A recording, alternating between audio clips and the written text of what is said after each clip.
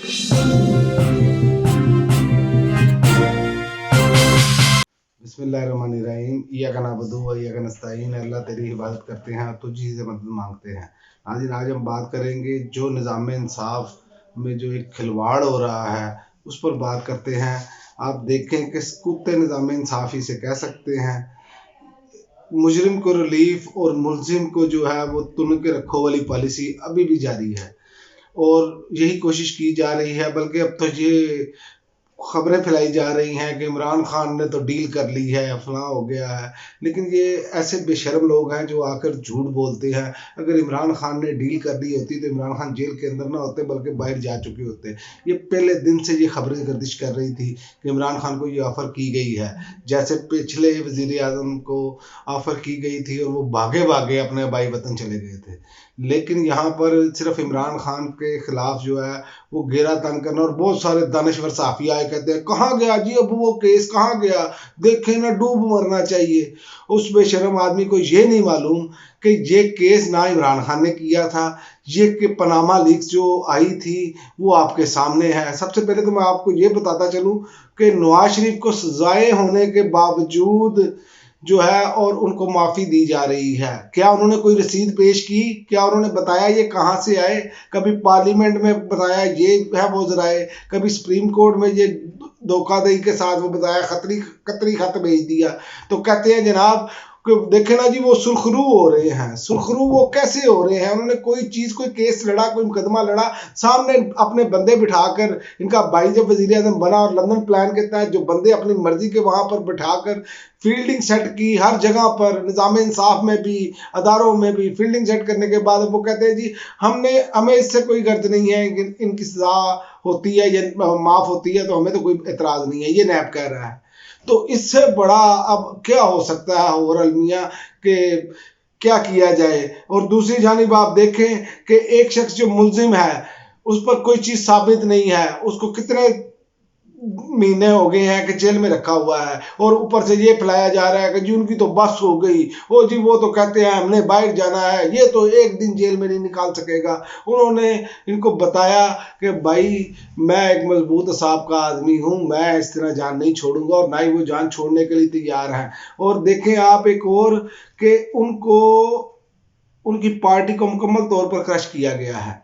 हर वो बंदा जो मंजर आम पर था उसको गिरफ्तार किया गया। जिन लोगों ने प्रेस कॉन्फ्रेंस करके ये छोड़ दी पीटीआई, वो तो दूध के धुले हो गए क्योंकि उन्होंने दूसरी जमातें ज्वाइन कर ली। लेकिन उसके अलावा आप देख लें कि जो भी बंदा है वो अंदर है। तो ये क्या, अब ये आप लेवल प्लेइंग फील्ड कह सकते हैं, ये कह सकते हैं इमरान खान ने डील की। और एक तकलीफ इनको ये बहुत है कि पीटीआई के इंट्रा पार्टी इंतखाबात हुए, बैरिस्टर गौहर अली जफर जो है, गौर को जो बनाया उन्होंने चेयरमैन पीटीआई, तो इस पर बड़ा एतराज है। आप देखें कि तमाम जमातों ने अपने इंट्रा जो इलेक्शन, बल्कि कईयों ने तो करवाए भी नहीं, सिर्फ दस्तखत करके भेज दिए कि ये हमारे उम्मीदवार हैं, उन पर कोई इतराज़ नहीं उठा। इमरान खान ने जेल में होकर भी जो उन्होंने लोग ये पैनल्स वो बिला मुकाबला मुंतखब हुए, इस पर भी तकलीफ। वो भाई बंदा पूछे, उनकी अपनी जमात है, उन्हें अपनी जमात में जो भी किया, आप लोगों को क्या तकलीफ है? और सबसे ज़्यादा वो सफेद वालों वाला ख्वाजा रंगबाज, वो सबसे ज़्यादा शोर मचाता है, जिसने अपने मुखालफिन को रास्ते से हटाने के लिए, आप देख लो उस्मान डार के साथ क्या सलूक हुआ, उनकी वालदा को भी अंडर प्रेशर किया जा रहा है। और उसके अलावा जहाँ पर भी वो लोग जो उनको टफ टाइम दे सकते हैं वो सारे 9 मई में डाले हुए हैं। तो ये वो लोग हैं जो अंपायर साथ मिलाकर खेलते हैं। इसी तरह राना सनाउल्लाह की मिसाल है। तो ये वो लोग हैं जो अंपायर साथ मिलाकर खेलते हैं और कहते हैं देखें जी हम बहुत बड़े जमहूरी हैं। तो फिर जमहूरियत तो क्या गई? जमहूरियत तो गई वो क्या कहते हैं 7 समुंदर पार। जब इनका इक़्तिदार का मौका फराहम किया जाता है फिर ये भागे भागे पाकिस्तान आते हैं। लेकिन मुझे नहीं समझ आ रही कि ये जो जो हमारे दानश्वर हैं, ये लफाफे ये बकायदा क्या कुछ कहते हैं। और एक बंदा तो ट्वीट करके बकायदा कह रहा है, एक अखबार का एडिटर है, वो ट्वीट करके कह रहा है कि जनाब हम कोई करते हैं तो लोग नीचे गालियां देते हैं, तो ना गालियां वाले काम करें आप क्यों बुग़्ज़ इमरान में जाते हैं भाई। ये वो तो सोशल मीडिया तो जो है वो इज़हारे राय का नाम है, आप अच्छी इज़हारे राय करें। आप किसी के लीडर को गालियां निकालेंगे तो आपको गालियां पड़ेंगी। आप कहते हैं आपके साथ वैसा सलूक ना हो, आप क्या साफत कर रहे हैं।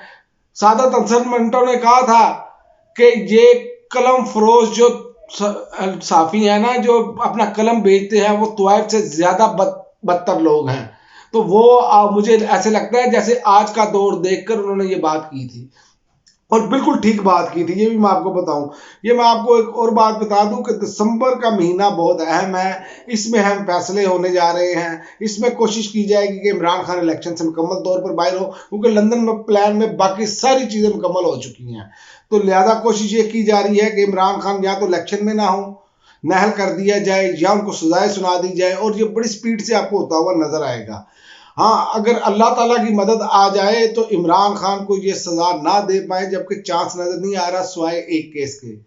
वो केस है ये साइफर, जिसमें वो जल्दी करने की कोशिश कर रहे हैं, बाकी किसी में नहीं। और दूसरा तोशाखाना में तो देखते हैं अब इस्लामाबाद हाई कोर्ट क्या करती है, उस पर फैसला देती है कि नहीं देती। मियाँ साहब के तो घर जाकर भी ये इंसाफ दे रहे हैं जिनको सजाएं हुई हैं, और 4 साल वो खुद साख्ता जिला वतनी काट कर आए, प्लेटें पूरी करने गए थे, वो जब हुई तो वो आ गए। फिर देखे आप, यही निज़ाम सारा पूरा नंगा हुआ, भरना होकर अवाम के सामने आ गया। अवाम को शदीद तरीन नफरत है इस निज़ाम से, सिर्फ इसी वजह से कि ये चंद एक लाडले लोग हैं। फिर कहते हैं जी ये इमरान खान लाडला है। ओ भाई, इनको चोर डाकू किसने डिक्लेयर किया? अदालतों ने डिक्लेयर किया। फिर वो कहते हैं जी ये ही अदालतें अब देखना क्लियर कर रही हैं। जनाब, ये वो जज साहिबान नहीं है, ये बाकायदा चुन चुन कर लगाए गए हैं जिनको रिलीफ दें। उन्हीं से आप दोबारा फैसला करवा कर देख ले तो आपको अंदाजा हो जाएगा। लेकिन बात यह है कि चूंकि लंदन प्लान यही था, पूरी फील्डिंग सेट की जाए और फिर काम किया जाए। और एक और खबर है कि वो ये है कि जनाब ABC के सर्वे के मुताबिक जो है मियाँ साहब नंबर 1 है, लेकिन ABC उर्दू ने सर्वे किया है और ट्विटर पे ये चल भी रहा है उनका। और मैं आपको बता दूं, मियाँ साहब ने सबको पीछे छोड़ दिया है। लेकिन उसमें सवाल ये था कि जितने भी पॉलिटिशियन हैं, करप्ट सियासतदानों में सबसे ज़्यादा कौन करप्ट है, तो उसमें जनाब 90.5% जो है वो मियाँ साहब ने लिए हैं, और बाकी सब बहुत पीछे हैं। उसमें प्यूटन भी पीछे है, मोहम्मद बिन सलमान भी बहुत पीछे हैं, कोई मुकाबला नहीं दूर दूर तक। ये उनका सर्वे है। और फिर कहते हैं, एक और बात है कि ये कहते हैं जी इमरान खान ने लोगों पर जादू किया हुआ है, और राजा रियाज जैसा बंदा कह रहा है अब मुझे पहचानते नहीं है। ये वो बंदा है, ये वो शख्सियत है, वो कहती है कि मैं अपने वहां पर जाता हूँ, हल्के में गया हूँ, तो अभी भी जो जादू और असर है ना इमरान खान का लोगों में, उनके जरासीम मौजूद हैं। और भाई कुछ किया हो तो जरासीम मौजूद हो ना, तुम्हारी तरह लोगों की जैसे बेक के अब उन्हीं के टिकट पे अपोजिशन लीडर बने और फिर बाद में उन्हीं के टिकट से इलेक्शन लड़ने जा रहे हो, तो लोगों के सामने आपके करतूत है। आप कैसे लोगों को बुरा भला कह सकते हैं? बुरा भला अपने आप को कहें जिनके पल्ले करतूत कोई नहीं है, जिनका अंग अंग जो है वो लुथड़ा पड़ा है हर हवाले से। जितनी भी तनकीद की जाए आप पर कम है, लेकिन ये बेशर्मी की इंतहा है। कहते हैं जी अवाम में उनका जादू है। बेशर्मों कोई अपने भी पल्ले करतूत पैदा कर लो, फिर ही कुछ हो सकता है। और दूसरा, थप्पड़ों की गूंज, इस पर बहुत बात हो रही है, लेकिन इस पर मैं ज्यादा लंबी बात इसलिए नहीं करूंगा। कोई मरियम नवाज साहिबा का नाम ले रहा है, कोई मरियम औरंगजेब साहिबा का ले रहा है, ज्यादातर मरियम औरंगजेब साहिबा का लिया जा रहा है नाम थप्पड़ों वाला। तो बात याद रखें, जो लोग हम ये डिस्कस कर रहे हैं, फलां को थप्पड़ पड़ गया, फलां को थप्पड़ पड़ गया, लेकिन माए बहनें मुखालफत देखें।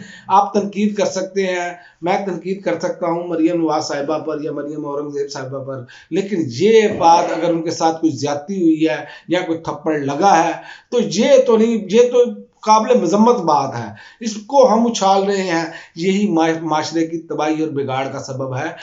ये थप्पड़ किसी और की माँ बहन को भी लग सकता है। इसी निज़ाम को बदलना है। ये कोई बात नहीं है कि कोई ज़ादिए ज़ाहिर है, कोई अपना मौक़िफ़ बयान करता है तो आप थप्पड़ों के जरिए उसको खामोश करवाने की कोशिश करें। ये थप्पड़ असल में इस निज़ाम के मुंह पर है, जब इस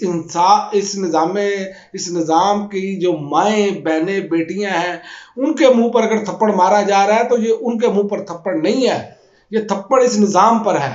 इस निज़ाम को ख़त्म किया जाना चाहिए, इस निज़ाम को दफन किया जाना चाहिए। जो ऐसी लोग हरकतें करते हैं वो इस निज़ाम की वजह से करते हैं। अगर उनको मालूम हो कि इस पर हमारी पकड़ होगी, इस पर हमें जो हमने जुर्म किया उसकी सज़ा होगी, तो फिर कभी भी कोई ये काम नहीं करेगा। सबसे पहले हमें ये सोचना होगा ये जो निज़ाम है इसको, ये इसी निज़ाम के खिलाफ जो है वो इमरान खान खड़े हुए हैं। याद रखें मेरी बात कि इमरान खान यही चाहते हैं कि निज़ाम दोहरा नहीं होना चाहिए, इज्जत भी सबकी होनी चाहिए। ये नहीं जिसने जो बात की है उस पर उसी तरह बात होनी चाहिए। जैसे कि आजकल आप देख रहे हैं बहुत सारे, क्योंकि ये मैंने आपको बहुत पहले ये बताया था कि मीडिया पर आकर ये कहा जाएगा कि जनाब मियाँ साहब के फ़ज़ाइल बयान किए जाएंगे और कहा जाएगा कि ये वज़ीर आज़म है अगले। ये पूरी कोशिश की जा रही है, लेकिन आखिरी फैसला इस अवाम के वोट ने करना है। ये हामिद मीर भी कह चुके हैं जिनको ऑफेयर किया गया है, तो ये बाकी भी तमाम साफ़ी और बड़े दानश्वर यही बात कर रहे हैं। पाकिस्तानियों, आपका वोट आखिरी फैसला करेगा और कोई बात आखिरी फैसला नहीं करेगी, क्योंकि अब इलेक्शन होगा, वोट आपने डालना है, आप ही के वोट ने फैसला करना है कौन वज़ीर आज़म बनेगा। अगर आप ही चाहते हैं कि वही लोग, ये निज़ाम ऐसे ही रहे तो फिर ऐसे ही रहेगा। अगर आप नहीं चाहते और आप भरपूर तरीके से वोट डालते हैं तो फिर इसे दुनिया की कोई ताकत नहीं रोक पाएगी, चाहे जितना मर्जी कोशिश कर ली जाए। अब तक के लिए नाज़रीन इतना ही, इजाज़त दीजिए। अल्लाह हाफ़िज़।